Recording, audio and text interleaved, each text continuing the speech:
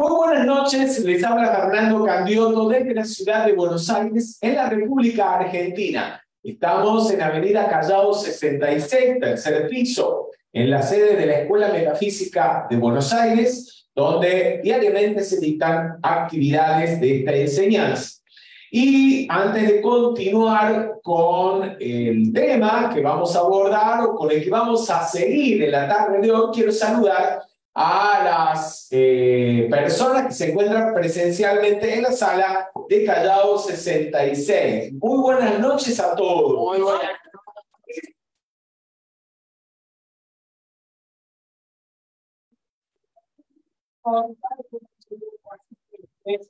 Están participativos.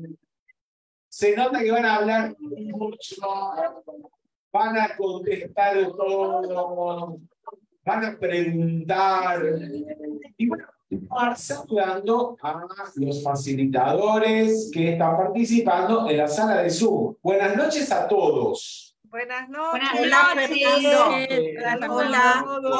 Buenas noches a todos. En la tarde de hoy, por supuesto, saludamos también a las personas que nos están siguiendo a través de las redes sociales en directo o quienes lo sigan en diferido. Hoy vamos a continuar con el curso que iniciamos ya hace 2 o 3 semanas, que es como una pausa dentro del curso de Luz en el Sendero, en el cual estamos abordando los fundamentos de la atención. Hoy nos toca conversar un poco sobre la observación de los estados mentales. Recordemos que en esta serie de actividades estamos ahondando en la práctica de la atención plena o la observación consciente, respondiendo a las preguntas: ¿qué es la observación consciente o la atención plena? ¿Cómo desenvolverla? ¿Y para qué? ¿Para qué? ¿Verdad? Bien, hay 2 maestros que han sido los grandes maestros de la meditación. ¿Quién me puede decir quiénes son esos maestros?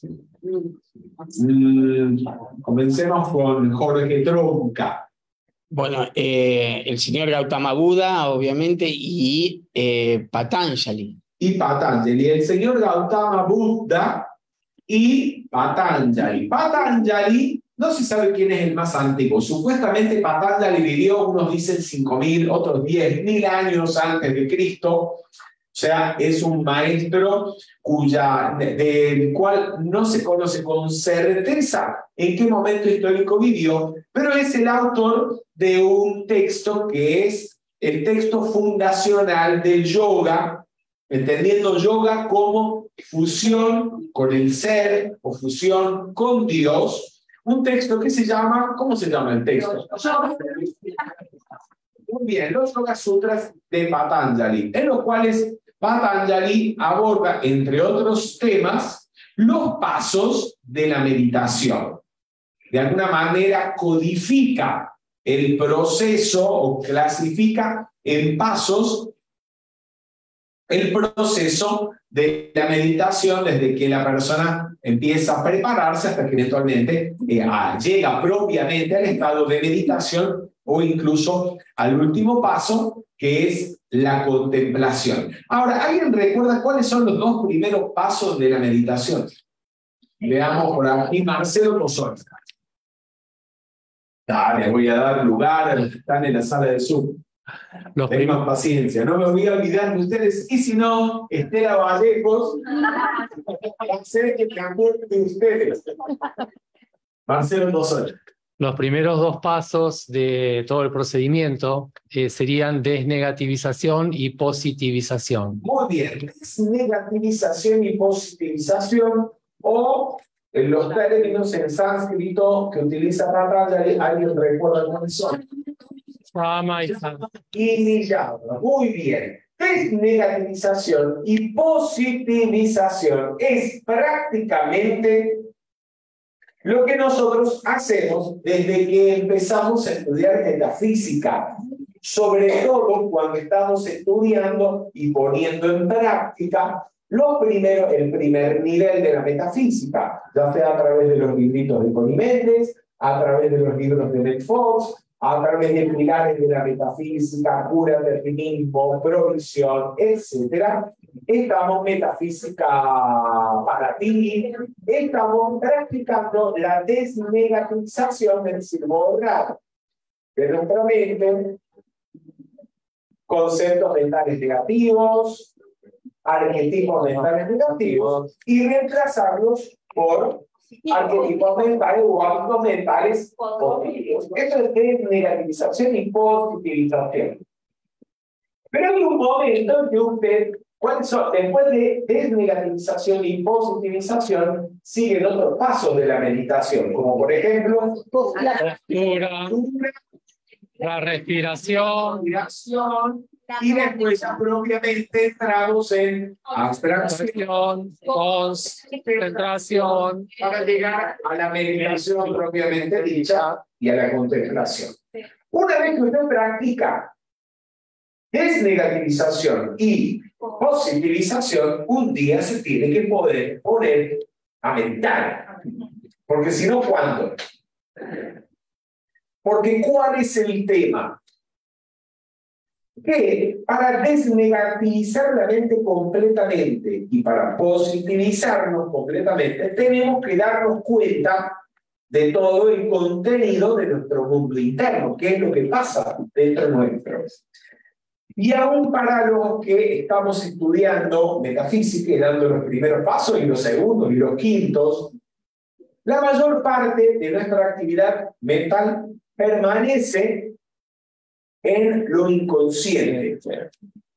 ¿Qué quiero decir con esto? Que seguimos pensando negativamente y no nos damos cuenta. Seguimos hablando negativamente y no nos percatamos de ello.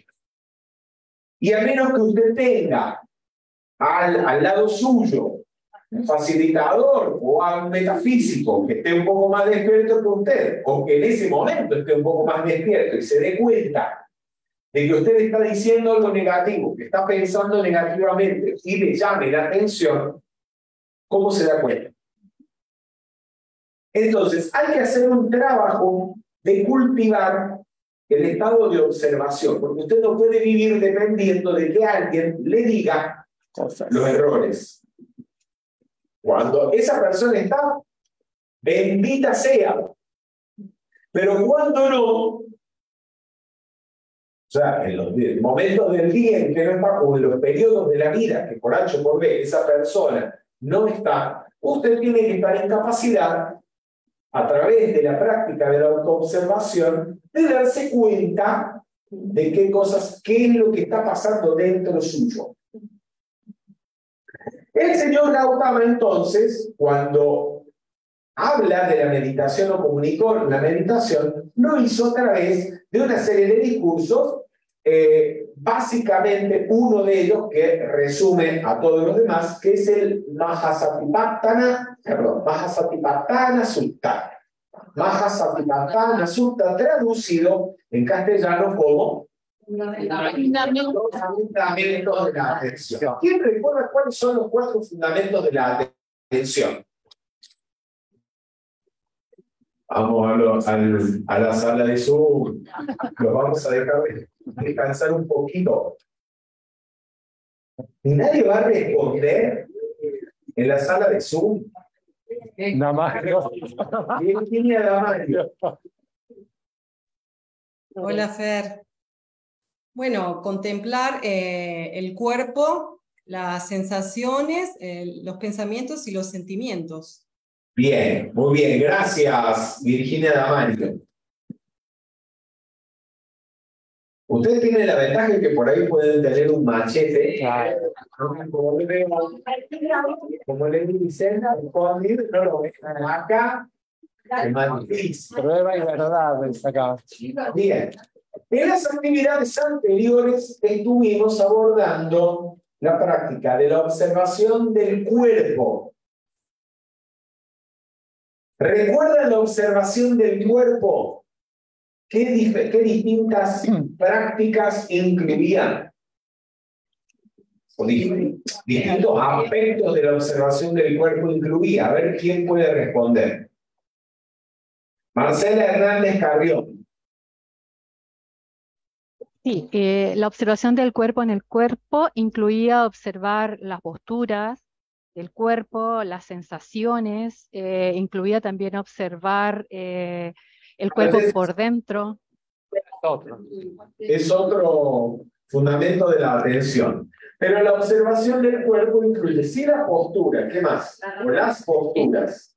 Las posturas implica también saber el origen del cuerpo y también su final, o sea, digamos el origen y la muerte. Observar también el cuerpo, digamos, cómo está estructurado externamente en relación e internamente, también saber, conocer los órganos, saber cómo está. La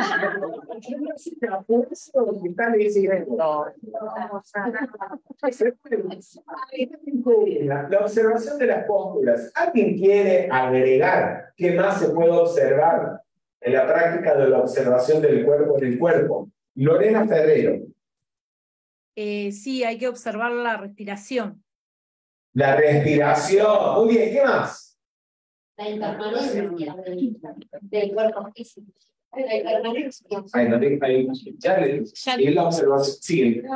Dale, respóndelo, Natalia. Hay que observar también la impermanencia del cuerpo físico. La impermanencia del cuerpo físico, ¿cómo la observamos a la impermanencia del cuerpo físico? Podemos observar cuando vamos a un velatorio, por ejemplo, y ver ese cuerpo. ¿Qué? Cuando vamos a vemos es un desencarnado y nos damos cuenta. Ah, bien, bien. ¿Se acuerdan cómo se llama esa observación o contemplación? Le puede leer, ¿no? De vez en cuando. Observar la desencarnación. Cementerio. Bueno. El cementerio, el velatorio, etc. Bien, estamos bien. El segundo fundamento de la atención, del cual nos ocupamos la semana pasada, fue la observación de ¿qué? De las sensaciones. De las sensaciones y de los sentimientos. ¿Están practicando algo? Sí. ¿Por qué les digo? Si no están practicando, están perdiendo el tiempo. Sí. Pero no perdiendo el tiempo ahora, ustedes, y haciéndomelo perder a mí. Están perdiendo el tiempo en la vida. ¿Cuántos años llevan algunos de ustedes? 5, 10, acá hay gente que lleva 15 o 20 años estudiando metafísica. Si ustedes no practican la observación y la meditación, entonces, ¿qué van a seguir toda la vida con desnegativización y positivización? ¿Cuándo van a meditar? Y si no meditan, lo que va a pasar es que el Cristo interno va a seguir siendo algo allá y ustedes acá. El yo soy va a seguir siendo algo allá y ustedes acá. La llama violeta va a seguir siendo algo allá y ustedes acá. ¿Hasta cuándo? Van a seguir en el primer nivel y de ahí no van a pasar. ¿Por qué? Porque no les da la gana meditar. Porque les da flojera meditar. Porque creen que es una pérdida de tiempo meditar. Es el tiempo mejor invertido en la vida. Meditar. La relación con Dios, lo mismo, ¿no? Y así como uno no se va a dormir sin haberse cepillado los dientes, ni se les ocurre. ¿Por qué? Porque saben que si no se cepillan los dientes todos los días, van a terminar, ¿sí?, con la boca podrida o sin dientes. Más importante todavía es la práctica de la meditación. Si querías decir algo, Mauro. Ok, que lo que estás diciendo es la relación de una persona con Dios. Si la meditación te lleva a estar relacionado con Dios todo el tiempo. Ser eso, ¿no? No van a llegar a esa bendita unión con Dios, con el ser interno o autoconcienciarse si no meditan. Porque como veníamos hablando previamente, si ni siquiera se dan cuenta, o vamos, me voy a poner en primera persona, porque yo pecador, me confieso, como dice Rubén, yo también, sí, muchas veces, hay cosas de las que no me estoy dando cuenta. Si no nos damos cuenta, a veces ni de lo que pensamos, ni de lo que sentimos, ni de lo que decimos, ni siquiera de lo que hacemos. Porque no estamos atentos aquí ahora, ni por dónde caminamos. Y andamos como estúpidos por la vereda mirando el teléfono celular. No miramos dónde pisamos. Entonces, seguimos yendo al baño o a la cocina y llegando a decir, ¿y qué era lo que venía a buscar acá? Entonces, por falta de autoobservación.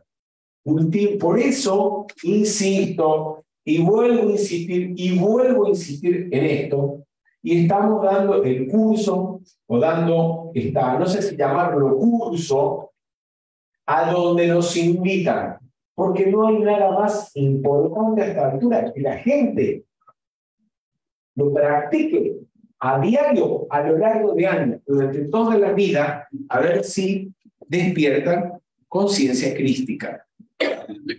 O van a seguir dormidos. ¿Qué van a hacer? ¿Van a seguir dormidos? No. Entonces, me gustaría preguntarles ahora, ¿tienen preguntas al respecto de lo que hemos estado conversando en las actividades anteriores, o que les surja de lo que han leído o reflexionado? ¿Tienen algo que decir al respecto? Vamos a ver, vamos por parte. Aquí, Damián Chorcho. Obviamente, no sé si a los demás les pasará, pero cuando hacemos la meditación acá en el salón, guiados por vos, porque es una meditación casi guiada la que estamos haciendo,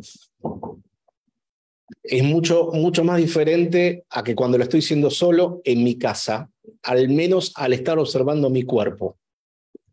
Cuando termino la meditación o me pongo a pensar en la meditación que ya hice, o en el momento de meditar corto la meditación porque recuerdo otra cosa, la meditación pasada, eso pasa a mí, me doy cuenta que no estoy reconociendo todo el cuerpo. ¿Se entiende lo que acabo de decir? Sí. A medias. Yo lo entendía meditar. Que todavía me sigue costando la meditación solo en el reconocimiento total del cuerpo físico.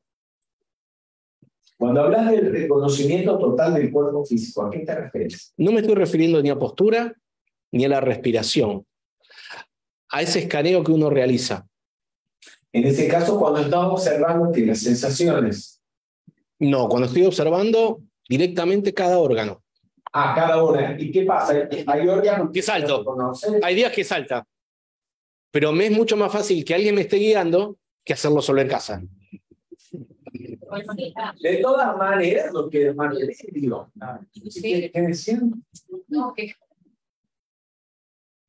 si está en la meditación guiada, por ahí tiene más detalle de cada punto por punto del cuerpo, pero cuando se está en la meditación, te vas a focalizar en algo en particular y después tratar de que la mente no se te vaya para otro lado. Cuando lo hacemos guiado, es para que ustedes tengan una idea de qué hacer después cuando están solas. Pero no queda más remedio que el hecho de que lo hagan a solas, como les salga. En la medida en que van practicándolo asiduamente, rítmicamente, se van dando cuenta cada vez de más cosas.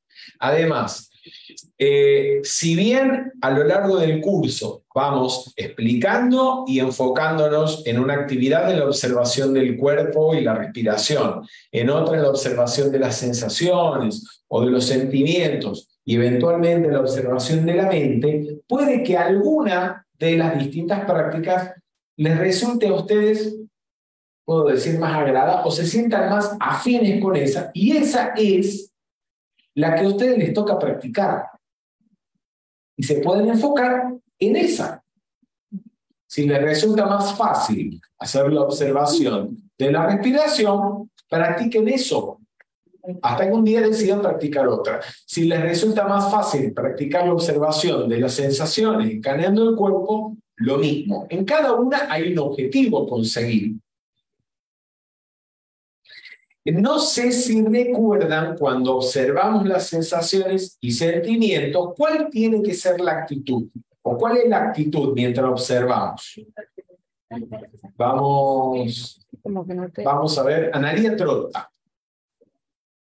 La actitud sería observar sin apegarse a ese sentimiento, estar imperturbable. Solo sin apegarse. Sin rechazarlo tampoco. Bien, sin apegarnos, ¿y a qué tipo de sensaciones y sentimientos nos apegamos? La tendencia a apegarse a los agradables y rechazar ¿cuáles? A los desagradables. Entonces, en la observación, cuando surge una sensación, lo primero que hacemos es ver, darnos cuenta de si es agradable, desagradable o neutra.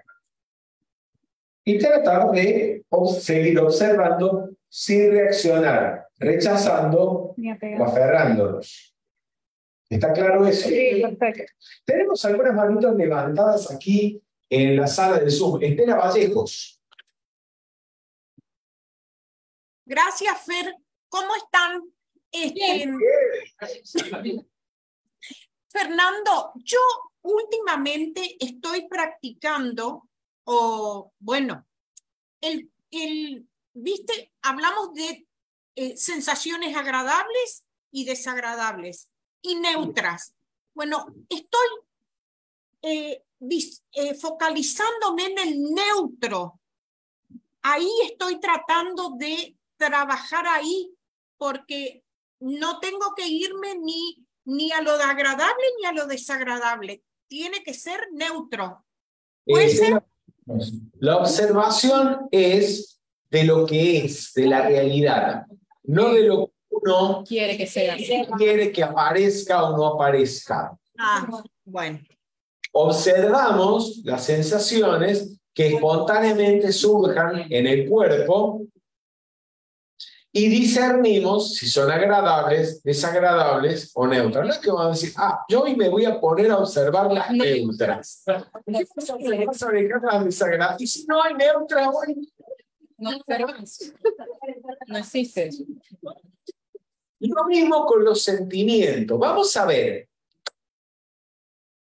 ¿Por qué creen ustedes que cuando el señor Gautama comunica los fundamentos de la atención o la práctica para cultivar la atención consciente comienza por el cuerpo? Respondan, levanten la mano para responder. Vamos a ver, Sonia Galarza. Hola, ¿se me escucha? Sí. Y porque seguramente debe ser lo primero que vemos, tocamos, es lo más denso, digamos, y es lo que tendría que calmarse, lo primero que calmarse, para que calme todo lo demás, la mente, Primero que vemos, que tocamos, percibimos con los sentidos, si no, lo único. Es lo que hay. Claro. El único de los vehículos inferiores que componen nuestra personalidad, en el cual tenemos activos los 5 sentidos, es el cuerpo físico. Es decir, es en el vehículo o la envoltura en la que somos más sensibles. Lo primero de lo que nos percatamos, lo más fácil, vamos, es observar el cuerpo. Si no observamos el cuerpo, menos observamos lo demás. Bien. Hay una historia, no sé si la recordás, creo que la cuenta Pupul Jayakar, Mauro, cuando viene Krishnamurti en un automóvil, adelante, con el conductor, y atrás estaba Pupul, hablando con otra persona. Estaban, creo que por un camino en la India, en un coche, estaba Krishnamurti adelante, o al lado del conductor, y Pupul Jayakar junto con otro estudiante de Krishnamurti, conversando acerca del estado de alerta, de la observación consciente y demás. Él en un momento se sintió un ruido y el automóvil siguió. Gokul Yadakar y su acompañante en el asiento de atrás seguían conversando y Krishnamurti se dio vuelta y les dijo, ¿se dieron cuenta de qué fue lo que pasó? Y ellos le dijeron, no, atropellamos un perro. Y ellos se quedaron mudos, ¿no? Claro. Es decir, estaban hablando de la observación consciente y el auto en el que iban atropelló un animal y ellos no se daban cuenta. Si no nos damos cuenta de por dónde andamos, menos nos damos cuenta de lo que pasa en nuestro mundo interno. Bueno. Mauro, ¿querías decir algo? Hay una persona continuamente tratando de esperar sobre lo que habla. Hay algunos factores que generan ilusión o que fortalecen la imagen personal. Una es la charla inútil en el bar. Cuando uno habla constantemente, como pasaba en el auto, uno está viviendo en una imaginación personal. Te saca el estado de observación. Lo otro, el beber, el fumar, que son cosas físicas, fortalece el yoísmo también. Si uno empieza a darse cuenta que hay acciones que igual la ambición es más sutil, el deseo todavía personal es más sutil, pero si uno se da cuenta de lo que fortalece la imagen y está atento a eso y lo deja de hacer, es como que se detiene también esa actividad mental y hay observación, ¿no?, de lo que es. Pero hay factores que generan ilusión. Por ejemplo, lo que pasa, la charla inútil, hablar constantemente, ¿no? Bien, gracias, Mauro. Sí. Vamos a avanzar entonces. Empieza el señor Gautama por el cuerpo. Cuando observamos el cuerpo, por ejemplo, las posturas, digamos, la primera vez que usted llega a una actividad y lo ponen a meditar, o la segunda, ¿qué suele ocurrir? Uno se duerme, otros... Que el cuerpo no se queda quieto. Norma. ¿Qué? Uno se mueve porque no puede aquietar el cuerpo físico. El cuerpo, ¿por qué no lo podés aquietar? Porque, ¿qué pasa? Empieza a quitar todo. Te empieza a quitar todo, o se te duerme una pierna, o se te duermen las nalgas, o tenés dolor de hombros. ¿Cómo se llama todo eso? Sensaciones. Después de observar el cuerpo, al menos la forma del cuerpo, lo siguiente que es más evidente a la atención son las sensaciones. Entonces, normalmente, como bien lo decías, empezamos que si un cosquilleo acá, que un hormigueo por allá, que hace mucho calor, que hace mucho frío, que el de adelante está muy pegado, que me da el aire del aire acondicionado, etcétera, etcétera. Son sensaciones. Aprender a observarlas sin rechazar las desagradables y sin apegarnos o aferrarnos a las agradables. Y las neutras no son indiferentes, así que indiferentes. Bien. De las sensaciones agradables y de las desagradables que surgen.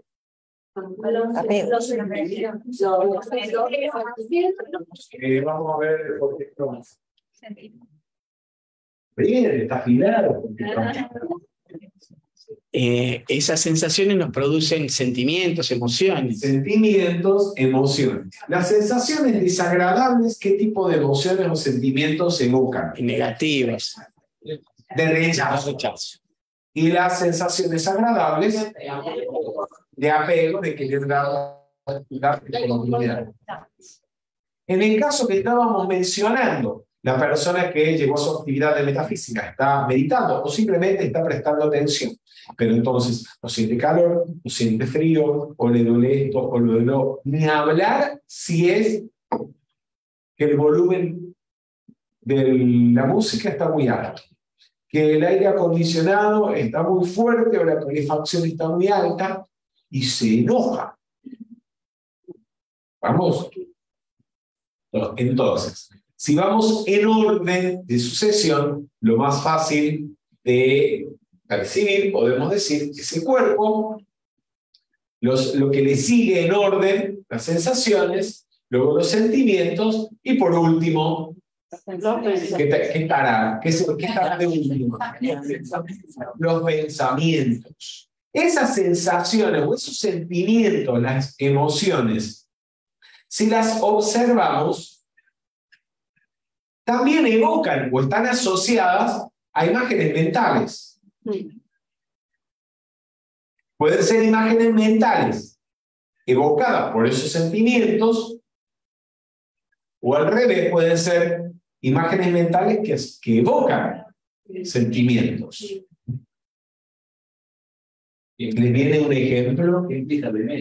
Hoy vine, por decirles algo, hoy estaba caminando, llegando a casa, y estaba atento a los olores, a los aromas, cuando pasaba frente a una cafetería, el aroma del café, y cuando me estaba acercando a una verdulería, los aromas, el perfume propio de las frutas, de las verduras, y empezaron a venir a mi mente las imágenes de un tío mío, que era mi padrino, que tenía una verdulería, y a recordarlo a él en la verdulería, yo cuando iba de compras, cuando lo escuchaba haciéndole chiste a las clientas. Y eso fue en una fracción de segundo. Fíjense cómo sensación evocó sentimientos y evocó imágenes mentales. Bien. ¿Les viene a la mente algún ejemplo? ¿Quieres darlo? Dale. Por ejemplo, lo que me pasaba es ver un cartel de café o oler el café. Me dan ganas de tomar café, sí, obviamente. Y uno de los mejores cafés que tomé es cuando yo era chico. Una vecina, se llama Doña Paca. Todo en mi mente está, ¿eh? Doña Paca, que molía el café, me preparaba un café a mí y le hacía leche chocolatada a los demás. Y ese café no lo volví a probar, pero cada vez que huelo el café, me dan ganas de tomar café, me acuerdo de Doña Paca y ir a tomar el café a lo de Doña Paca, una vecina. Gracias. Silvina. Una pregunta, pues no me quedó claro. Cuando hablas que en una observación, ya sea del cuerpo o de una sensación o de un olor, te evoca una imagen mental, ¿no? Pero la imagen mental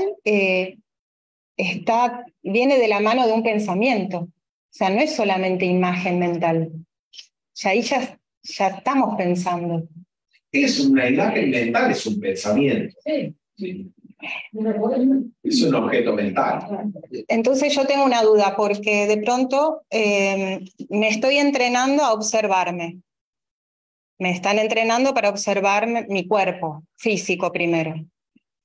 Cuando estoy pensando en mi cuerpo, en las partes de mi cuerpo,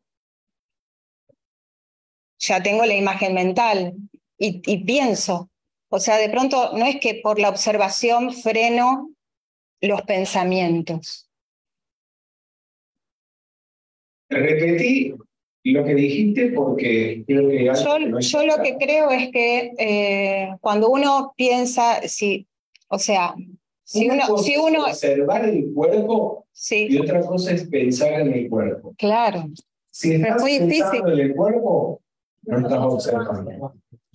Claro, pero por eso es muy difícil cuando uno empieza a observar separar la observación del pensamiento. Y eso es lo que estamos tratando, ¿no? Porque la idea del entrenamiento a la observación es no pensar, es solamente observar y darte cuenta. Si pones como objetivo no pensar, tenés el deseo de no pensar. Y el deseo de no pensar es un pensamiento. ¿Me siguen? Sí. Estamos hablando. Entonces, no puedo abordar la meditación apegado al fruto de la acción, buscando un objetivo. El no pensar. Como sea el no pensar o el que sea.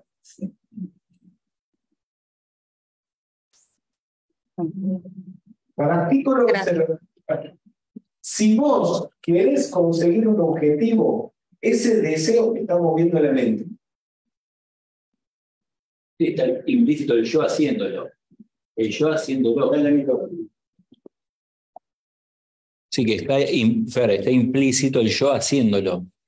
Ahí, Implícito el yo haciéndolo, la mente. Exacto. La mente haciéndolo. Como lo decís en primera persona, no sos consciente que el yo está implícito ahí. Por eso es mejor empezar observando lo más sencillo que es el cuerpo y la respiración. Y ya.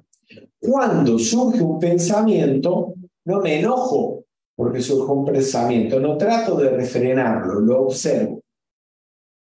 Y después vuelvo, me doy cuenta de que hay un pensamiento, de que me distraje en un pensamiento, y vuelvo a llevar la atención a la respiración, o a la postura del cuerpo, o a aquello que estoy observando.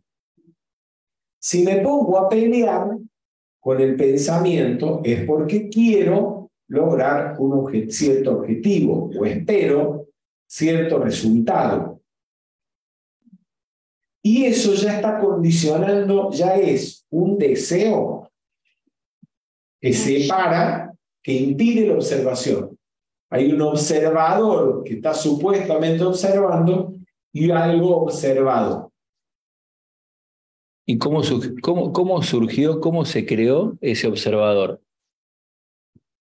Vamos, a ver, vamos por lo si no, no vamos a... Estamos hablando de la base, no podemos pasar de una a lo más profundo, porque si estamos tratando de resolver cómo observamos la respiración, imagínense ir a ese punto. ¿Les parece? Sí, sí. Ir gradualmente. Sí. Bien. Entonces, simplemente cuando se observa la postura del cuerpo, y les agradezco que hagan estas preguntas, porque si no uno habla, que hable, y creo que la gente está entendiendo, y no está entendiendo nada. Cuando se observa la respiración, cuando se observa el cuerpo, y uno se da cuenta que se distrajo, o con sensaciones del cuerpo, puede ser una molestia física, el cuerpo se quiere mover, o se mueve por sí solo, o hay pensamientos o ruidos externos, al darnos cuenta de que nos distrajimos, sin rechazar el hecho. Porque esa es la realidad, te distrajiste. La atención se distrajo. Darse cuenta de que uno se ha distraído y volver a conducir la atención al objeto de la observación. ¿Vamos? Paula González. Te consulto. Yo empiezo haciendo eso que vos decís, día 1, me siento, intento observar la respiración o la postura o una sensación y enseguida vienen pensamientos, los observo, se me fue la mente, vuelvo, la atención y se me va los 10, 15, 20 minutos en eso, día 1. Día 2 lo mismo, día 3 lo mismo, se me va medio año en lo mismo. Llega un momento que me empiezo a frustrar porque digo, no estoy avanzando en nada, no hago nada, al final no observo nada, estoy con la mente revuelta todo el tiempo y me canso. Entonces dejo la práctica y vuelvo a los meses a intentarlo otra vez. Mi pregunta es, yo entiendo que no hay que abordar la meditación con una finalidad ni un objetivo, pero cuando te pasás los días y nada sucede, ¿cómo hago para que o la mente se calme de una buena vez y se afloje o incentivarme a seguir intentándolo? No lo sé. Vos me decís, paso una semana, un mes, 6 meses supuestamente, dudo que pase 6 meses. No, cuando empezamos allá hace tiempo. ¿Qué estás haciendo? Está controlado. ¿Eh? Pasale a no. Escuchado de afuera, parece que está esperando metas o cumpliendo metas o controlando su propia reacción. ¿Qué estás haciendo con la mente todo el tiempo? Buscando resultados. Estás buscando resultados y por eso estás comparando lo de ayer con lo de hoy. Claro. Y lo de hoy con lo de hace 6 meses.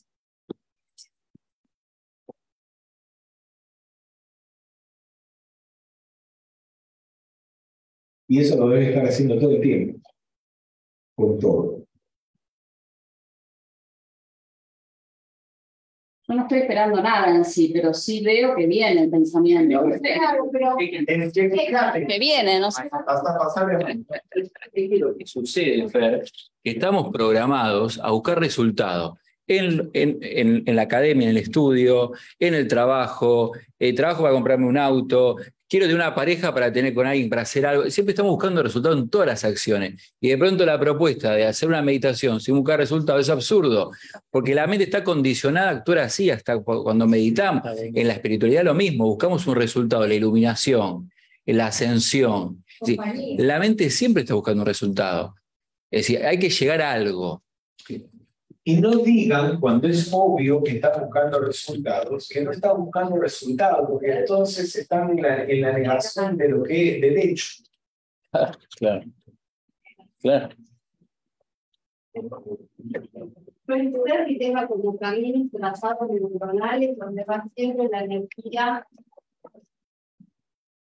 Que puede ser que la situación presente como caminos neuronales por donde va a ser, como hábitos, entonces por eso no llega. Si te sentís frustrada, observa el sentimiento de frustración.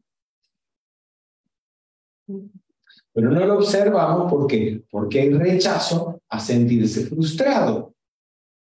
Entonces rechazo porque no veo a asumir que estoy buscando resultados. Hay rechazo a observar la frustración. Y así vivimos tapando en el inconsciente, ¿sabe Dios cuántas capas de porquería? Que no la vemos porque no la queremos ver. Y se trata no de ver lo que nos gustaría ver, sino observar las cosas tal cual son, sin rechazo y sin apego.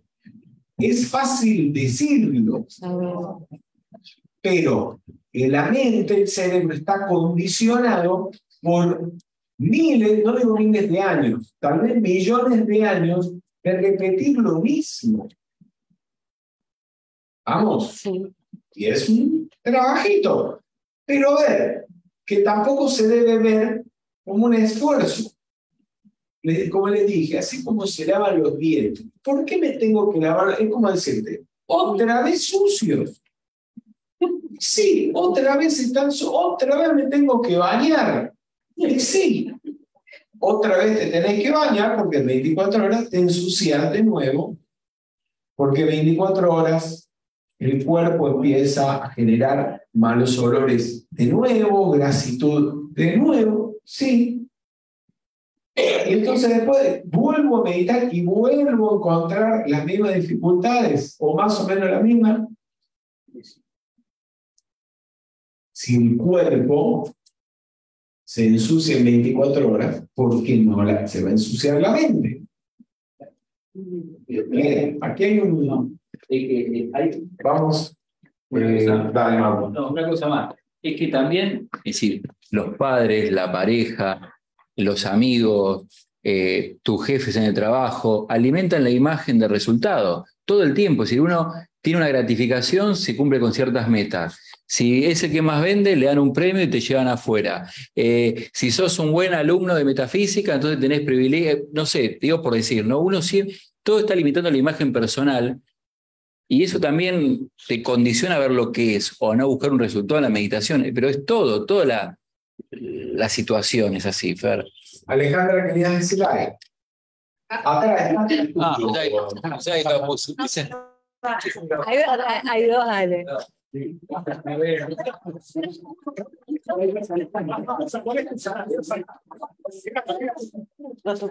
Yo tengo una pregunta. Yo empecé a meditar al principio con muchas dificultades, obviamente. Me cuesta un montón. Y cada vez llegaba a un, no sé si llamarlo lugar, pero volvía más rápido a donde estaba observando. Por ejemplo, la respiración. Yo hago respiración. Y con la práctica, porque en mi vida siempre ha sido práctica, entonces estoy como muy habituada, cada vez que terminaba la meditación, cuando yo sentía que hasta ahí llegaba, tenía esa sensación de paz. Ahora, mi pregunta es, ¿esa sensación de paz es un apego?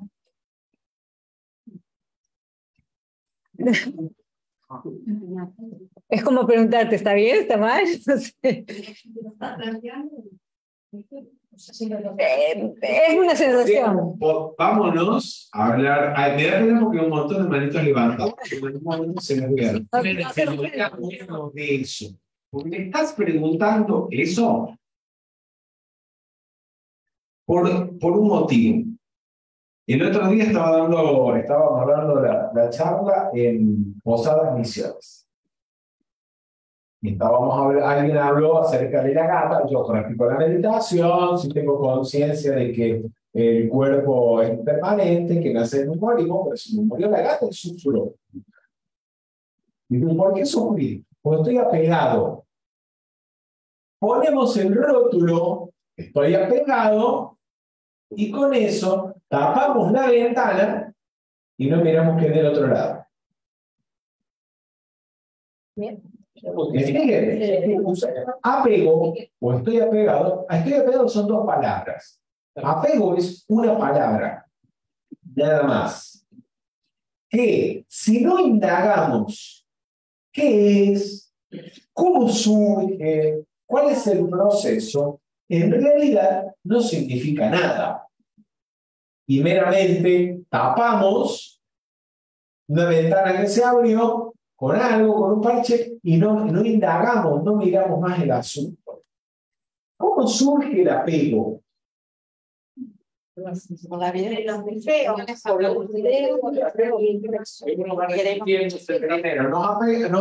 a qué? Vamos, Marcelo, por favor.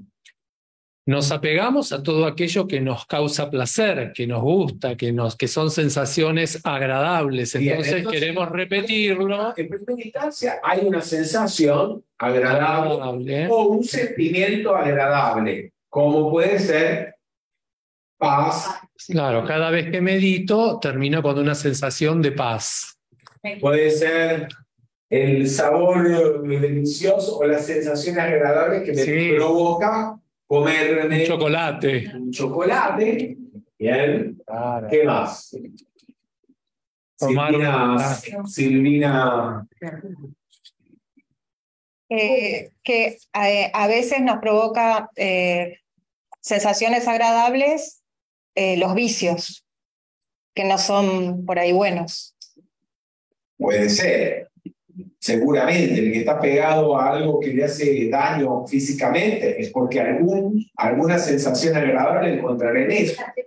Claro, son placeres que no son... Entonces, tenemos la sensación agradable o el sentimiento agradable. En sí mismo, la sensación o el sentimiento agradable, ¿es malo? No. O sea, ¿es un problema?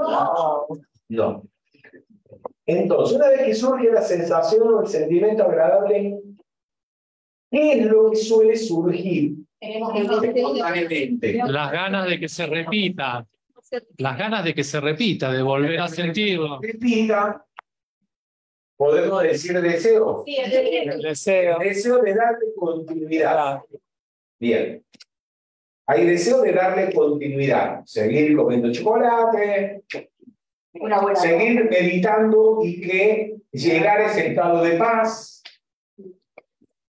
Se pueden ocurrir dos cosas. O que se satisface el deseo o no se satisface. Si la tendencia es a satisfacer el deseo y continuar, lograr, prolongar esas sensaciones o sentimientos agradables, ¿qué surge? ¿Qué viene después de eso? El apego. Ahí puede venir un apego al asunto. Vamos, hay alguien que piense otra cosa, que quiere agregar algo. Aquí tenemos Alfredo, no sé si Zulma quería agregar algo. Buenas tardes. Cuando hablamos de apegos y de deseos, es porque yo quiero armar bien y que me salga clara la pregunta. Cuando hablamos de apegos y deseos, yo quiero repetirlos indefinidamente. Hablaban de paz. Si yo medito y me da paz, yo quiero llegar siempre a ese punto, al punto de la paz. Pero así sea agradable o desagradable, la paz o lo que me hace a mí a veces mi mente en la meditación, cambiar de horario porque me saca de meditación porque me relaciono con un pensamiento, por ejemplo, digo que siento un aroma y me quedo pegada en ese aroma, un aroma tostada, como decía Damián, siento el aroma a café y me acuerdo y tengo un reflejo y una imagen y me transformo en la imagen porque ahí me quedo. No continúo más allá, me estoy apegando a un recuerdo, a una sensación y a una imagen. Entonces, lo que yo tengo que hacer, por más que me esté generando apego, no es cambiar de horario, no es enojarme, sino continuar ahí para ver hasta dónde me lleva la mente. A ver,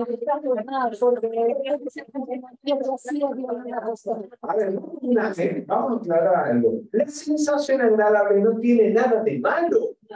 Ustedes no se dan cuenta de que todas las acciones o todo aquello que asegura la perpetuación de la especie, la supervivencia, es placentero.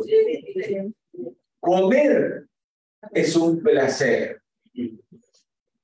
Tener relaciones sexuales es un placer.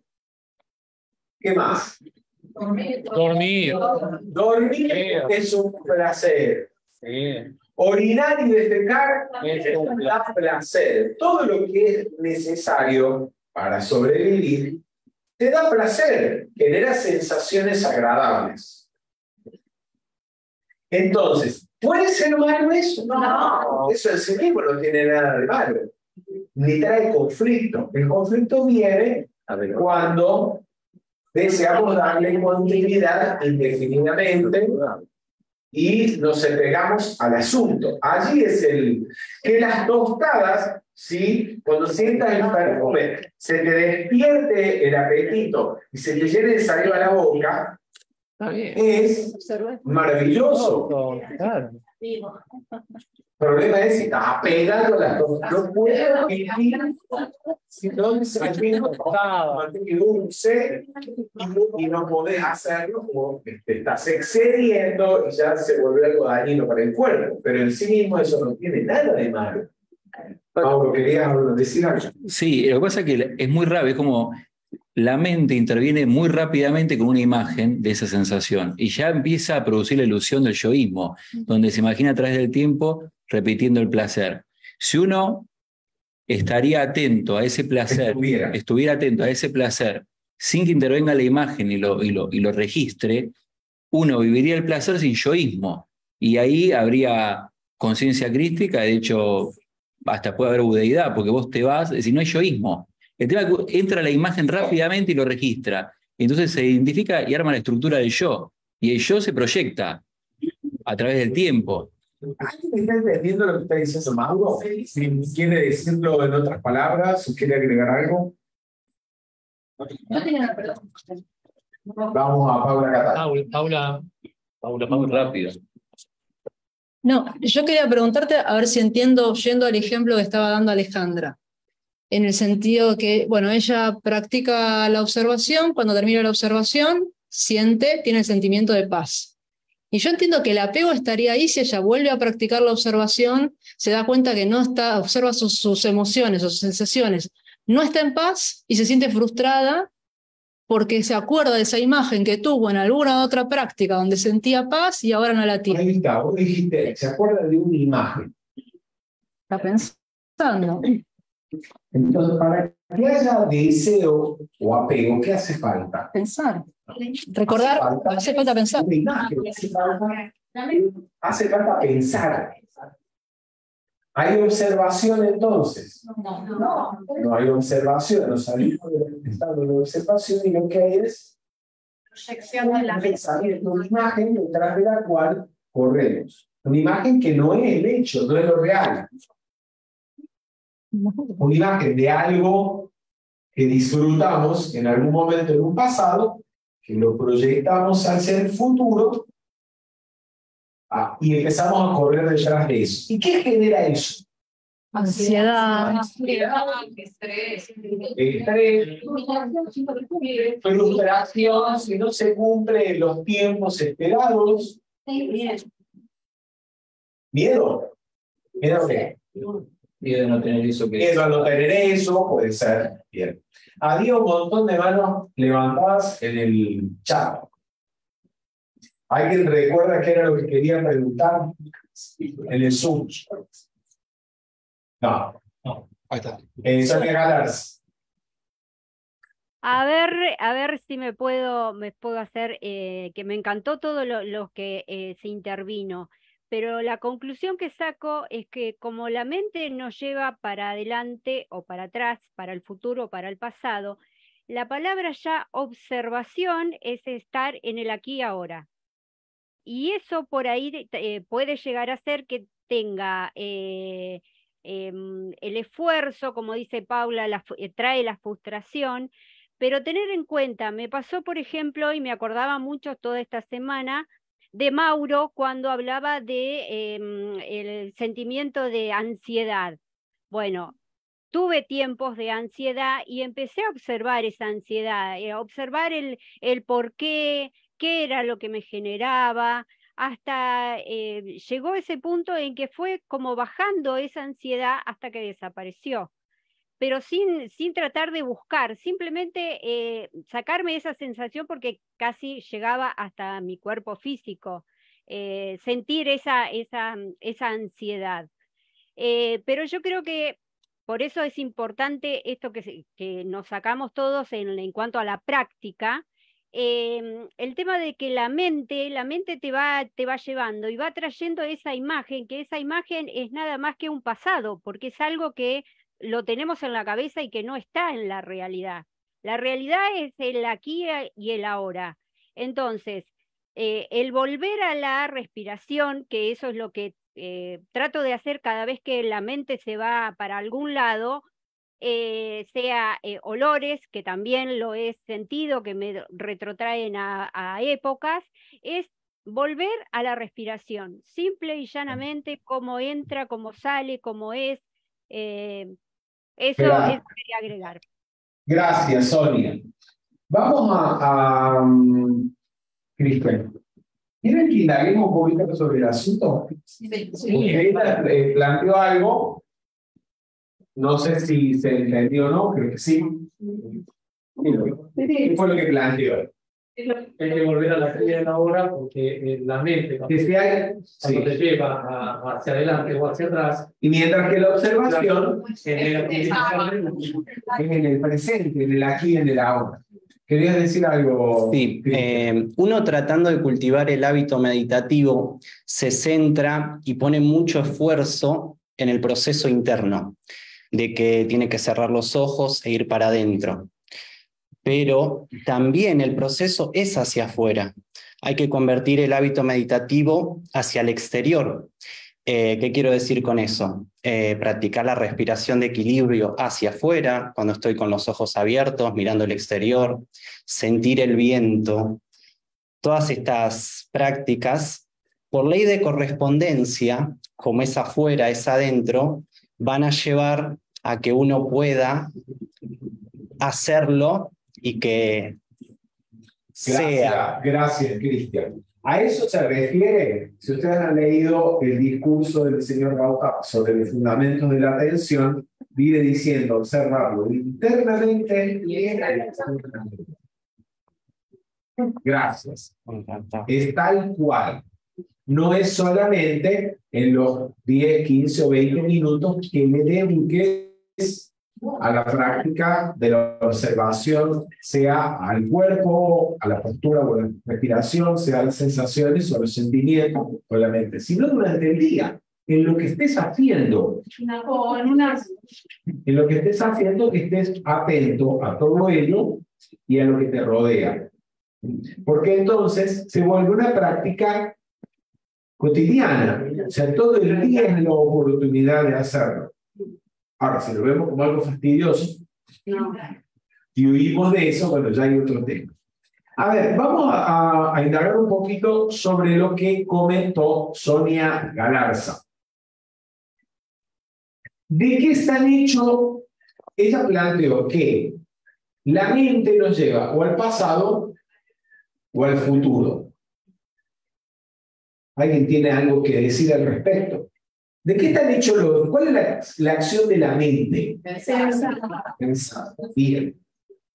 La acción de la mente es pensar, imaginar, razonar, buscar. ¿Cuál es el material que utiliza la mente para pensar? ¿Qué hace falta? No, el pensamiento es lo que va a crear, va a pensar. Pero ¿cómo han hecho los pensamientos? ¿Qué hace falta para poder pensar? Palabras. Idea es pensamiento, es lo que va a la mente a crear. ¿Qué necesita para crear una idea? Levanta la mano. Hace falta memoria. ¿Hace falta qué cosa?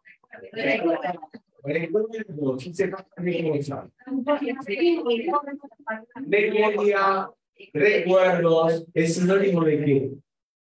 Información. De pasado, ¿qué más? O sea, los 3 tiempos. ¿De qué 3 tiempos? ¿Le alcanzamos el micrófono acá? Sí. En esa memoria hay una referencia al pasado. En esa imaginación puede haber una identificación con el presente o una ilusión del futuro. Bien, pero entonces, para poder pensar, hace falta memoria, hace falta recordar, hablan de experiencia, tener vivencias que hayan dejado algún registro en la memoria. Bien, ¿y eso es sinónimo de qué? Sí, hay una palabrita que recuerdo. Conocimiento. Hace falta conocimiento. Todo eso es sinónimo. Conocimiento, recuerdo, memoria, pasado. No puedo pensar en algo que no conozco. Pero que no tengo algún conocimiento. O si voy a pensar en algo nuevo, pero lo creo en base a algo que ya conozco. A una referencia. ¿Sí? Los elementos, digamos, básicos con los que voy a generar una nueva idea los tengo que conocer. ¿Vamos? ¿Sí? Bien. Entonces, el pensamiento, la acción de la mente siempre hace referencia al pasado, a lo conocido, a la memoria, a los recuerdos. Y de ese pasado puede ocurrir que salte al futuro. ¿Me pondrían un ejemplo? Pero poder esperar el micrófono, pedir el micrófono para hablar.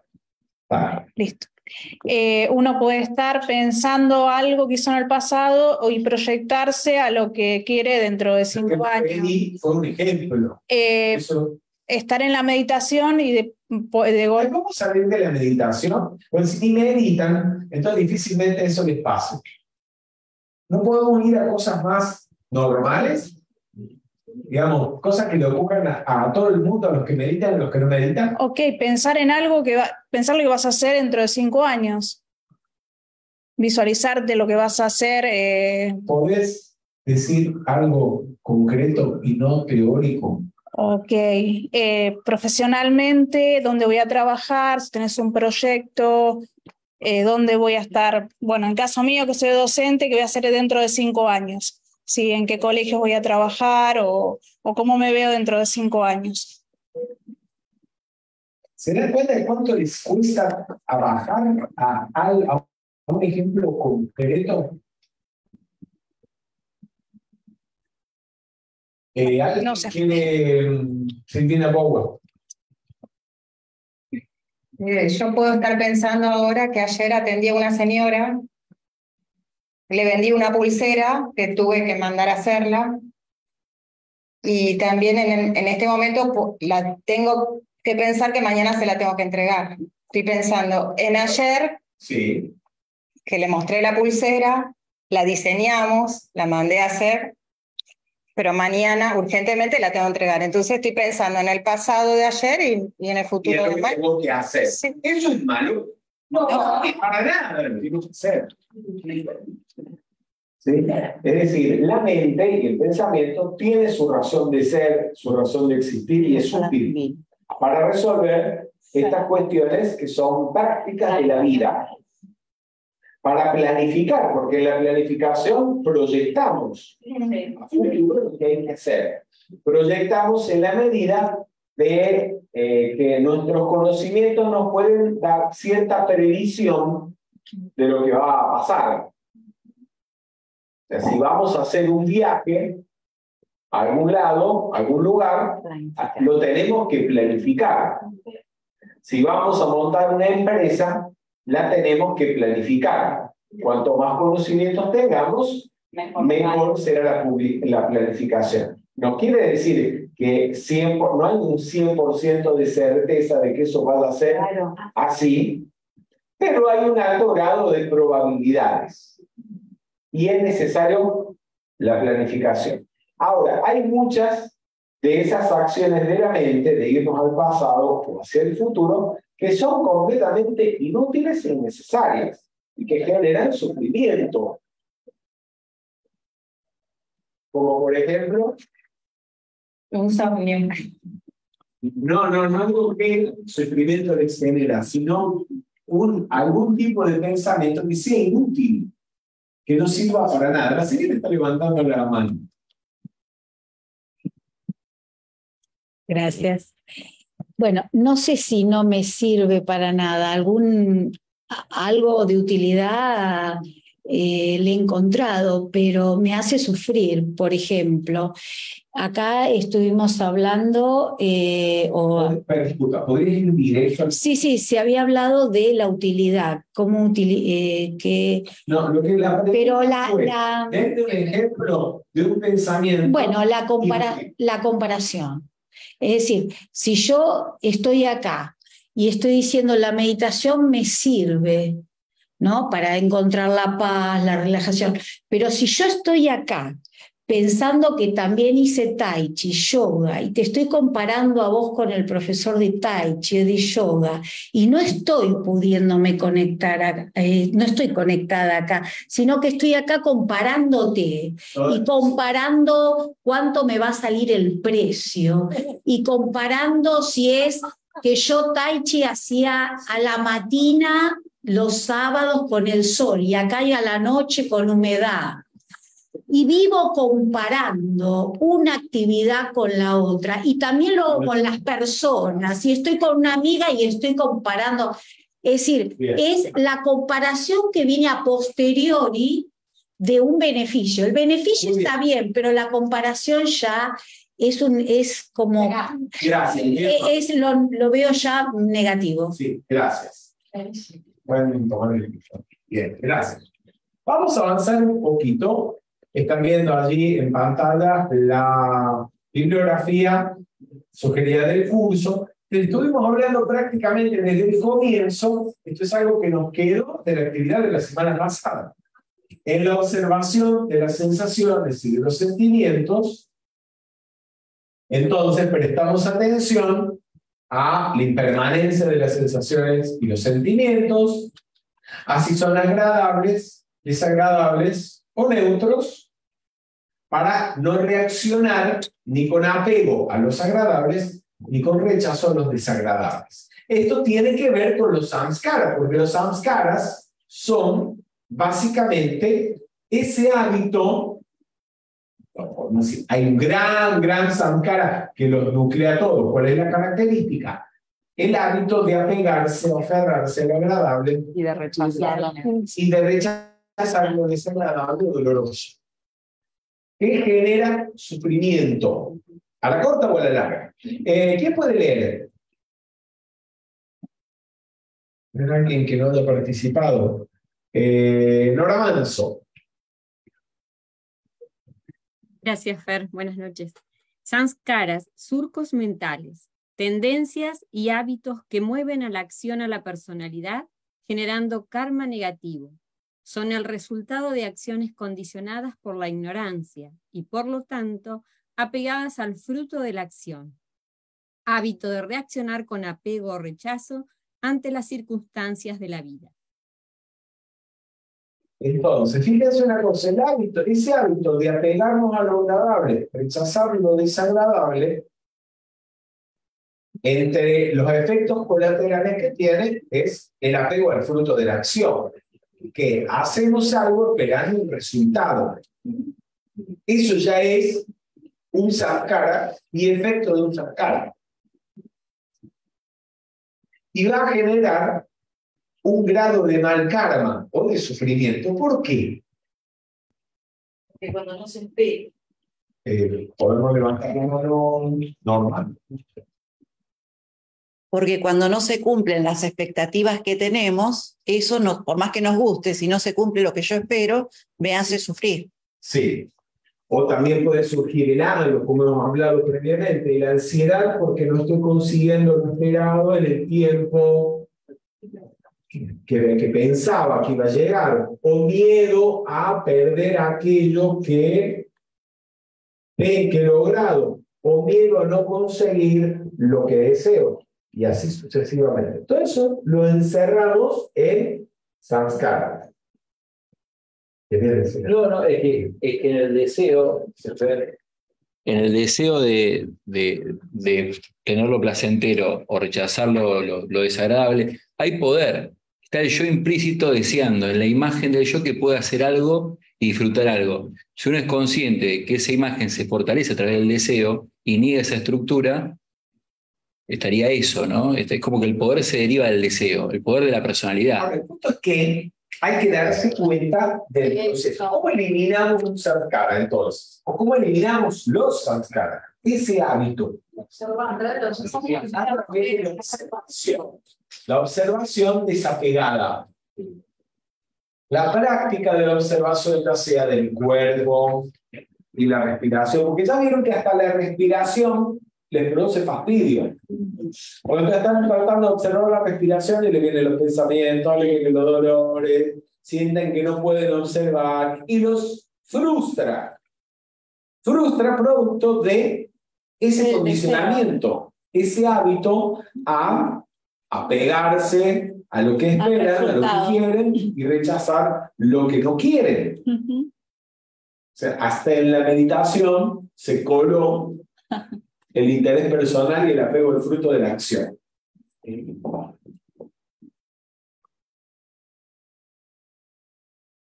Los samskaras están determinados, o sea, lo que construye el samskara, ese hábito, es la intención. Este código se lo he puesto 1000 veces. ¿Alguien lo quiere explicar? Primero que nada, vemos allí representado pensamiento, sentimiento, palabra y acción. Eso se llama. Bravo, buenísimo. Bien, ¿alguien lo quiere explicar? Jorge Tronca. Vamos. Bueno, cuando me surge un pensamiento y yo lo repito, ese pensamiento genera un sentimiento, una emoción, y hablo al respecto porque ya lo tengo incorporado en mi subconsciente. Las palabras que me salen es lo que tengo incorporado en el subconsciente y actúo al respecto. ¿Cuál es el título de la diapositiva? Etapas de la acción kármica. Eso es lo que les pido que me expliquen. ¿Qué es lo que me explico cada vez que...? Bueno, la intención que está relacionada con el pensamiento es lo que genera esa emoción. Es la primera causa. Es la primera etapa de la acción. O sea, es el inicio de la acción. La acción no comienza cuando... El karma no comienza cuando se vuelve, cuando la persona está sufriendo y se está gozando, sino cuando generó la acción que trae como efecto ese karma negativo. Vamos, el karma significa acción. Por lo tanto, comienza la acción con un pensamiento y un sentimiento. Eso es la intención. Eso va a marcar todo el desarrollo de la acción, desde su inicio hasta que regresen los resultados y los efectos. Si usted se hace un curso de meditación para ser más eficiente en el trabajo y que así lo asciendan de cargo y gane más dinero, ¿cuál es la motivación? Hay un grado de motivación egoísta. Si usted está meditando con ese objetivo, estará seguramente midiendo a ver si está consiguiendo los resultados, si está siendo más efectivo, si se puede concentrar más en el trabajo, si puede gestionar mejor su relación con sus compañeros o con los empleados, los subalternos y también con los superiores. Y puede que algunos de estos objetivos los consiga. Pero hasta dónde va a llegar usted está condicionado por la motivación. La motivación tiene un deseo egoísta en el medio. O es un deseo egoísta. ¿Vamos? Sí. Hasta eso también hay que observarlo y darse cuenta de ello. Difícilmente llegue, o sea, hasta dónde va a llegar con la práctica depende de usted.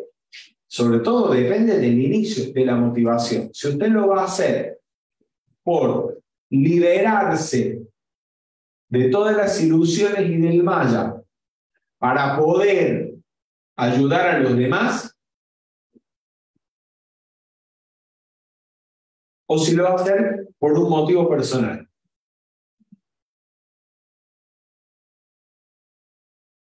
¿Qué ibas a decir? Hay algo importante ahí, que el cerebro se fragmenta porque busca seguridad, busca placer y seguridad. Y el querer liberarse, liberar la mente, lo que estás planteando, te pondría en una situación de inseguridad total, porque si vos te clarificás, no tendrías una relación, capaz que la relación en el trabajo se vería afectada, capaz que la relación en la familia se vería afectada, porque el cerebro ya no funcionaría como funciona de acuerdo a los parámetros sociales, protocolares, políticos, que hacer cierta acción porque conviene con el empleador o tener relaciones políticas buenas con los demás, porque el cerebro ya no actuaría de esa forma. Es decir, ahí está algo, el cerebro no tiene miedo de estar inseguro si se libera completamente. Si una mente que está liberada es incertidumbre, entonces el cerebro busca seguridad. ¿Es el cerebro o es la personalidad? No. ¿Qué? No se me había ocurrido nunca que pudiera generar inseguridad eso. Y la clarificación te pondría en una situación de peligro en la sociedad. Pero ¿a quién le genera inseguridad? Es decir, a la imagen de uno mismo, al yoísmo. Pero, al yoísmo. Al yoísmo. Exacto, exacto. No a la conciencia que busca liberarse. Es que la conciencia también es una imagen que te hace de la conciencia. Uno vive en el yo y se quiere liberar desde el yo. Y ahí está el punto. La mente cuando busca esa clarificación también tiene miedo a despertarse. Es decir, tiene miedo porque si se despierta, ¿qué pasa? Capaz que me echan del trabajo, capaz que dejo a mi mujer, capaz que... Es decir, hay algo ahí. Pero no son esos condicionamientos no podrías evolucionar nunca. Alfred, quería decir algo. Yo estoy tratando de, cuando vos preguntas, ¿están entendiendo? Lo estoy escuchando a Mauro. Y cuando dice, la mente tiene miedo, porque no va a cumplir las expectativas, por ejemplo, de un trabajo. Yo viví bajo una relación laboral durante mucho tiempo conflictiva. Llegó un momento en que el conflicto desapareció. ¿Por qué desapareció? Porque uno de los personajes, que era, por ejemplo, el jefe inmediato que tenía, se fue. Entonces terminó el conflicto y la mente no tenía más ningún tipo de pretexto. Así que no había miedo de perder el conflicto. Lo que había un conflicto, cuando el conflicto desapareció, porque desapareció uno de los personajes, la mente continuó buscando otras cosas. Clarificarse no trae, o sea, no te genera miedo. Clarificarse puede terminar con un conflicto. ¿Por qué digo esto? Porque yo me di cuenta de que yo colaboraba en esas relaciones laborales conflictivas, en las cuestiones del miedo colabora la personalidad, cuando uno indaga un poco más allá, se terminan esos conflictos y la mente, bueno, empieza a desdibujarse un poco. Hablo solamente desde ese aspecto laboral, que uno cuando deja pasar un poco más allá en la meditación y no piensa en su mente, no piensa en el objetivo, no piensa, se empieza a calmar. Y hay cosas cuando termina la meditación que uno percibe que han cambiado. Al principio no estuvieron muy claras, pero yo me di cuenta que cuando no confronté más, hay cosas que se terminaron. Así que en las relaciones laborales, o sea, en las meditaciones, perdón, en las relaciones laborales inmediatas, como él puso el ejemplo. Vamos a cerrar. Sí, Gracias, gracias por tu participación. Bien, entonces, antes de que para cerrar la clase vayamos a una práctica, vamos a cerrar con este tema del que estamos hablando. En el libro Camino del Medio, el señor Gautama plantea que el mayor conflicto que tiene el ser humano para vivir en paz y tranquilo y feliz es el karma negativo. El mal karma que hemos generado en el pasado, cuando regresa a nosotros, ¿cómo regresa generalmente? Multiplicado. No sé lo que regresa y multiplicado, siempre me dice lo mismo. Lo tienen medido y llega multiplicado. Pero si el karma fue negativo, llega a través con situaciones, pueden ser situaciones materiales, emocionales, mentales, desagradables, ¿sí? Vamos a resumirlo en eso, ¿bien? O como dice Serapis Bey, a través de una persona que tiene de nuestro entorno, que tiene características que nos resultan insoportables.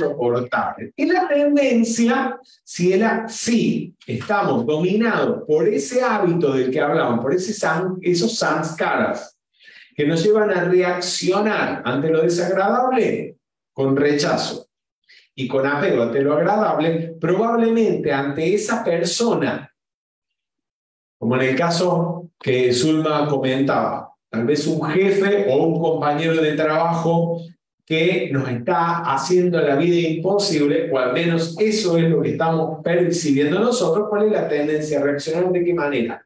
Y rechazándolo. Con rechazo, enojo, miedo, peleando, crítica, ¿qué más? A ver si logramos que lo echen. Sí, a lo mejor lo sentimos hasta justificados, ¿verdad? Y esta reacción, reaccionando inconscientemente y emocionalmente, muchas veces podemos decir y hacer cosas inconvenientes, que no solamente dañan a la otra persona, que también nos dañen a nosotros mismos. Sí. Puede ser que el jefe tiene su carácter, o tiene un carácter, punto, y a mí me cae mal. ¿Bien? Sí. Y lo que me provoca es insultarlo, agredirlo, no saludarlo, lo que fuera. Pero puede ser que nada de eso sea conveniente. Si me dejo llevar por la reacción inconsciente, la reacción emocional, generó desastres. Sí. Puede que pierda el trabajo. Si es un empleado, a lo mejor pierde un buen empleado. O termino hasta denunciado por maltrato por el empleado. Pueden pasar tantas cosas, le quito poder, ¿no? A todo lo negativo. Entonces, es conveniente aprender a no reaccionar de acuerdo a los samskaras. Esa es una de los beneficios que nos trae la práctica de la observación. Y a eso le podemos agregar el hecho de actuar inteligentemente, utilizando el discernimiento, utilizando el conocimiento que tenemos y aplicándolo con sabiduría. Se trata de un rechazo, a lo mejor usar la llama rosa del amor divino, el perdón, y en otros casos con los elementos de la enseñanza que conozcamos.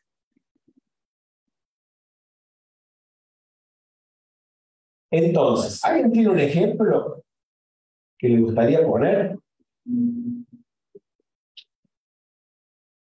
Yo lo pongo. El otro día estaba en Bahía Blanca. Estaban ordenando el salón. Habíamos quedado proyectado más o menos a cierto horario tener todo listo y funcionando. Los cables, el equipo de sonido, el proyector, etc. Y ahora que me acuerdo que esto me pasa, sobre todo cuando hay eventos. Llego a la hora pautada en que más o menos estaba todo listo y todavía no habían terminado, pero no pasa nada. Yo tenía que conectar mi computadora, conectar la cámara, les pido que me extiendan un cable, una prolongación, me ponen una prolongación, nada funcionaba. ¿Sí? Chupaba, nada así con. Era un poquito viejita la zapatilla o la regleta.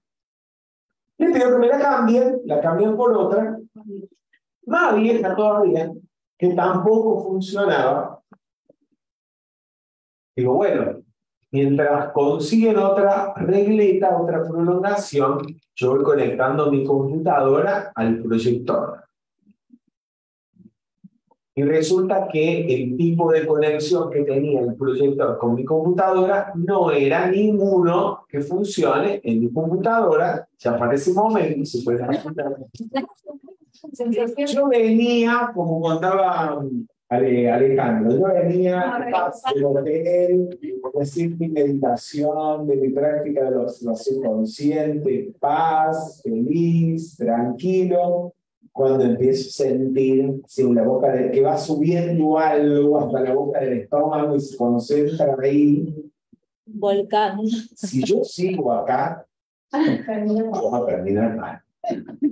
Entonces le digo a la persona que estaba organizando, me voy a tomar un cafecito a la esquina, que había un local de Bonafide hermoso, enorme. Me voy a tomar un cafecito a la esquina y cuando esté todo listo me llama. Y se lo dije así, lo más bonito que pude. Y me fui a tomar mi cafecito a esperar que se te pasara, que se me calmara el monstruo que estaba despertando en mi interior. De eso se trata. Así. Cafecito. ¿Cómo? Cafecito. Cafecito y calmamos. Bien, vamos a concluir la actividad de hoy haciendo una práctica de la observación de los estados mentales. La semana próxima continuaremos ahondando sobre el asunto.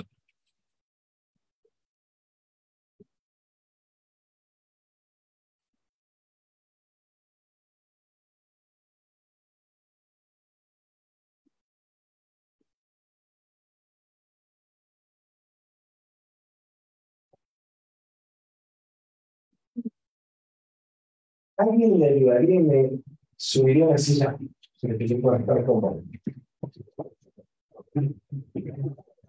Gracias.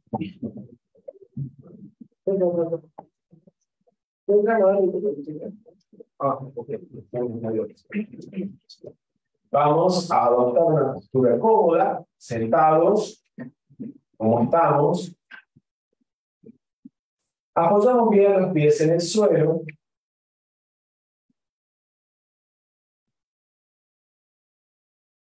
Enderezamos la columna vertebral. Alineamos el cuello con la columna vertebral.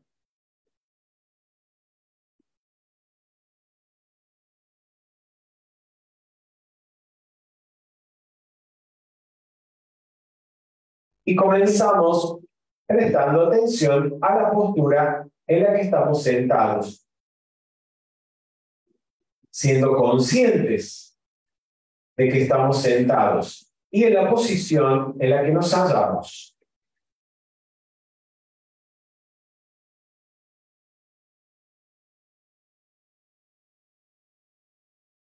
Observamos la cabeza, el cuello, los hombros, los brazos y las manos, todo el tronco del cuerpo, las caderas, las piernas y los pies.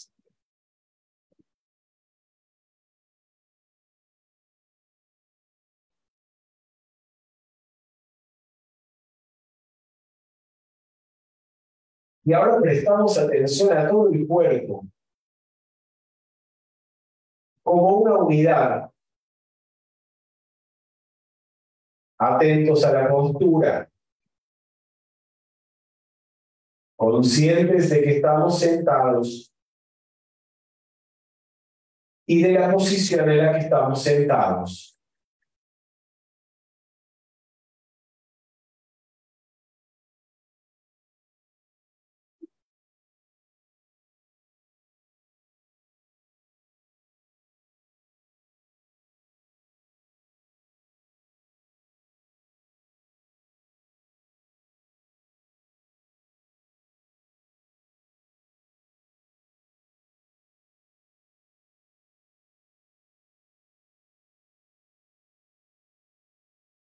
Llevamos entonces la atención a la respiración, enfocándola en el interior de las fosas nasales.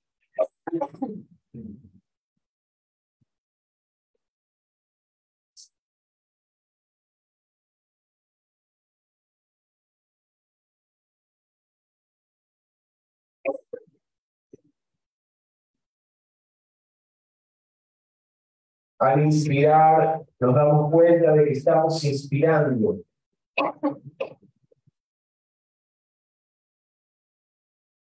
Al exhalar, nos damos cuenta de que estamos exhalando.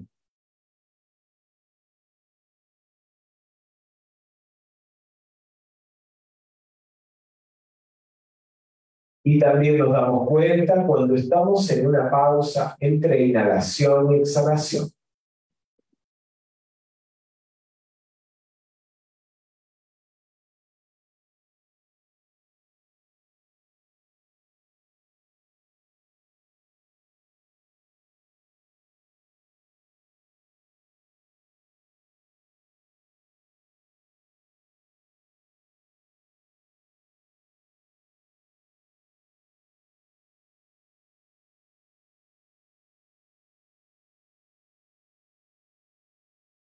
Cuando el aire entra por las fosas nasales, nos damos cuenta de si ese aire es frío, tibio o cálido.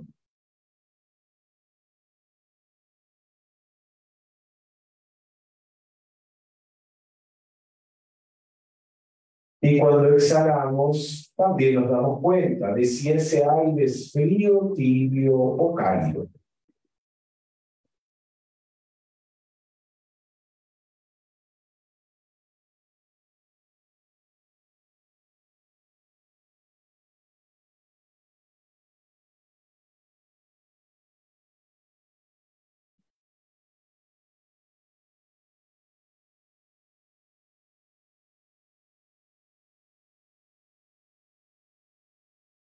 Si la respiración es profunda, somos conscientes de que es profunda.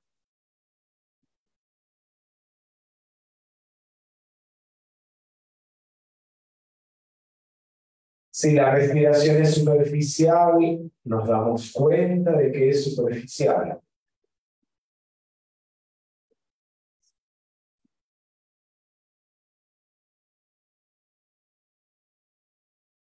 Y somos igualmente conscientes si la respiración no es ni profunda ni superficial.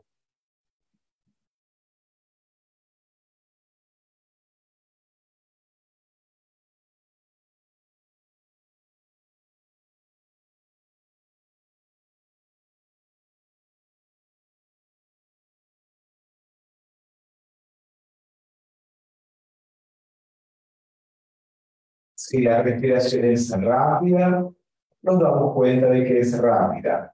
Si la respiración es lenta, nos damos cuenta de que es lenta.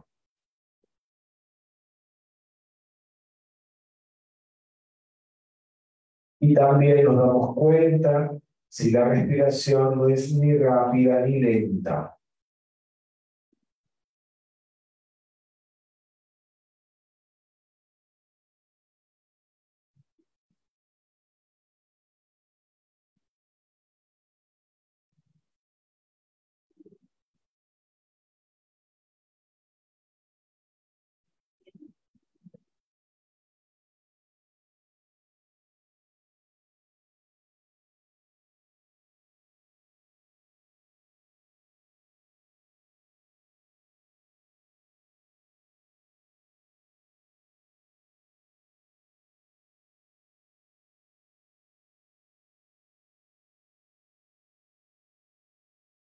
Llevamos ahora la atención a la pequeña porción de piel que se halla entre el labio superior y los orificios nasales.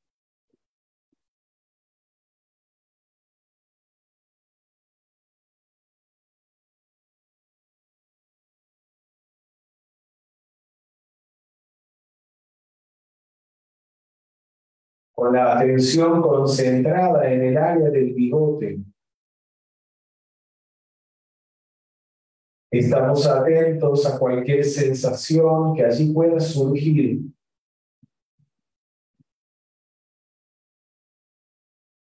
Ya sea producto del roce del aire con la piel durante la inhalación y la exhalación.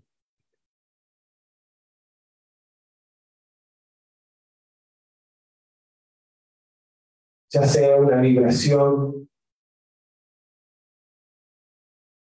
un latido o cualquier otra sensación.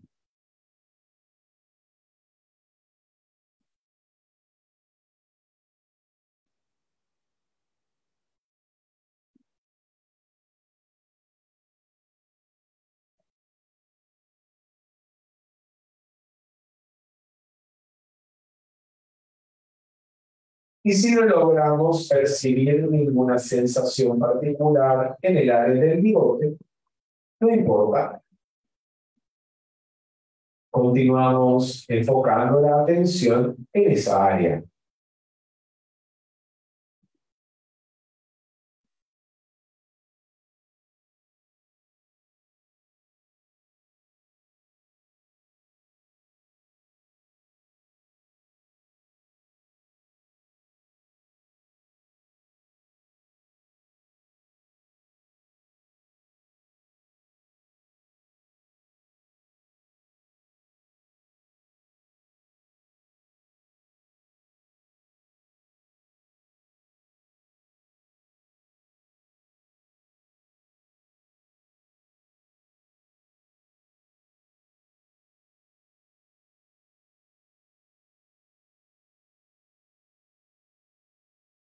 Si en algún momento nos distraemos con sonidos externos, sensaciones corporales,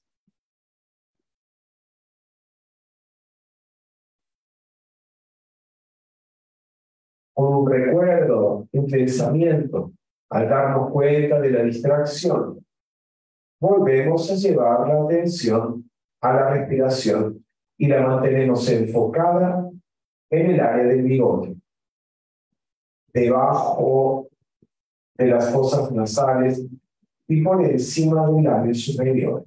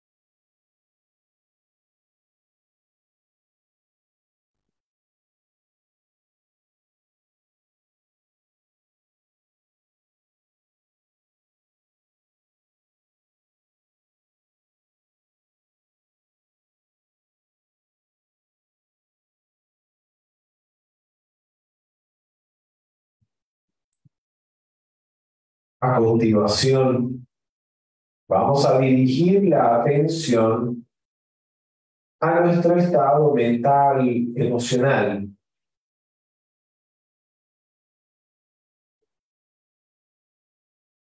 Vamos a observar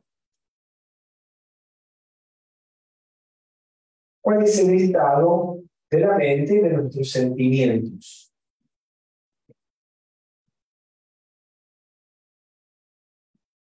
Primero que nada, reconociendo si se trata de un estado emocional, mental, agradable o desagradable.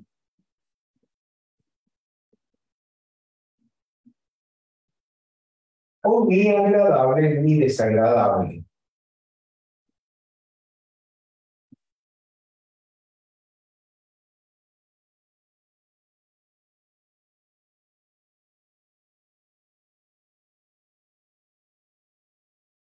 Si nuestro estado mental es agradable, no buscamos perpetuarlo, darle continuidad.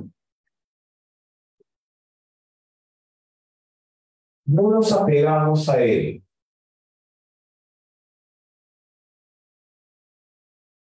Lo observamos tal cual es.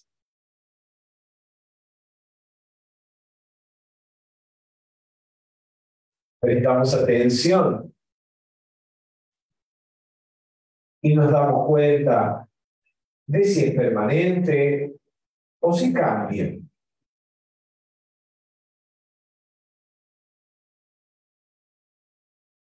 Si el estado mental, emocional en el que nos hallamos es desagradable, no nos esforzamos por cambiarlo, por eliminarlo. Es decir, no lo rechazamos. Lo observamos tal cual es.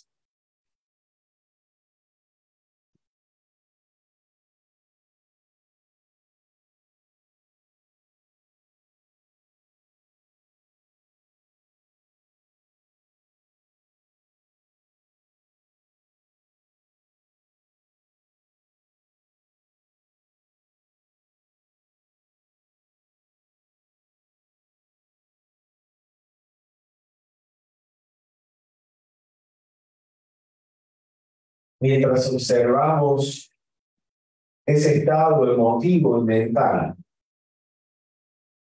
tratamos de definir si se trata de inquietud, ansiedad, o si es un estado de paz, tranquilidad.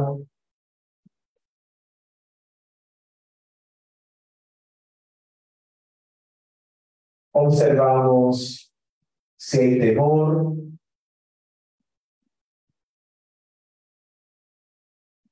o si hay un estado de seguridad.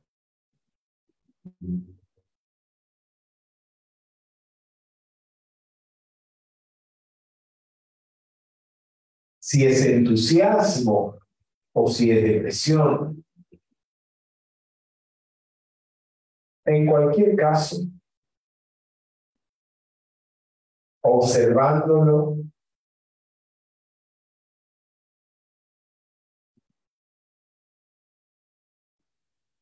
prestándole atención, reconocemos de qué sentimiento o de qué estado mental se trata. Si estamos alertas, o si hay un estado de sopor o de adormecimiento. En cualquier caso, si se trata de un estado mental desagradable, no lo rechazamos, No buscamos cambiarlo o eliminarlo. Y si es agradable, no buscamos darle continuidad. No nos apegamos a él.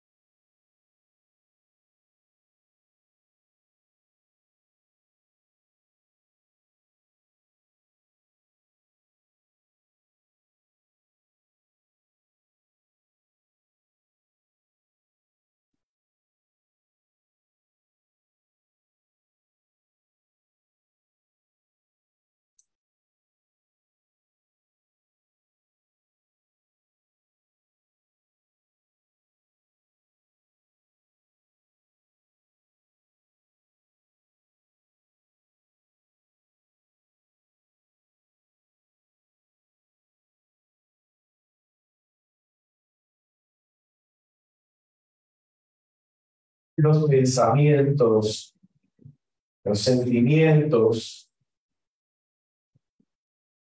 al igual que las sensaciones, son impermanentes.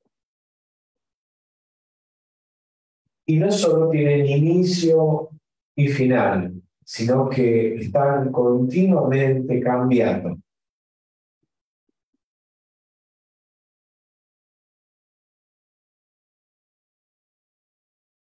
Observamos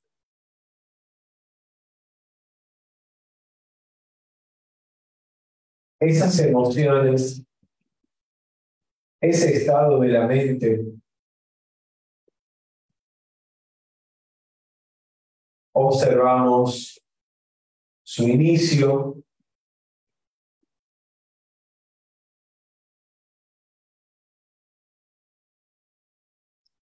observamos cómo cambian.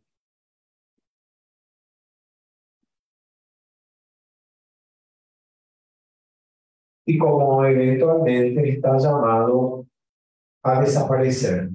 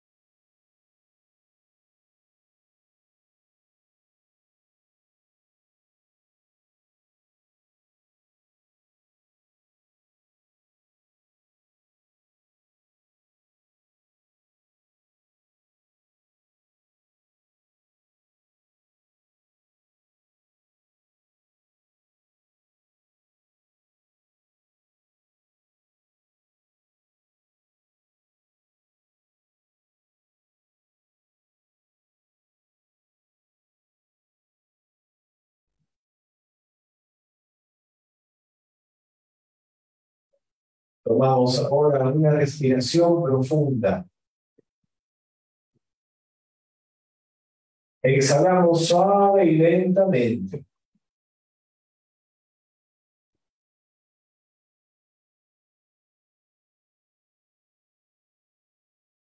Tomamos otra respiración profunda.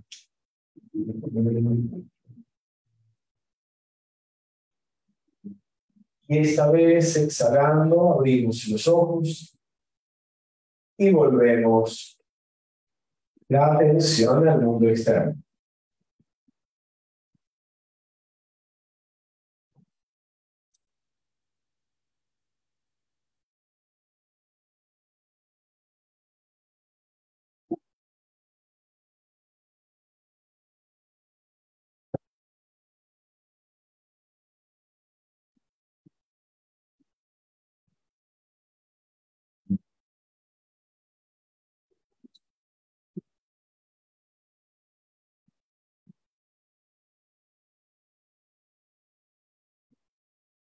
Vamos a culminar con la actividad de la tarde de hoy, realizando nuestra práctica de la donación voluntaria. Vamos a tomar en nuestra mano el dinero que vamos a ofrecer.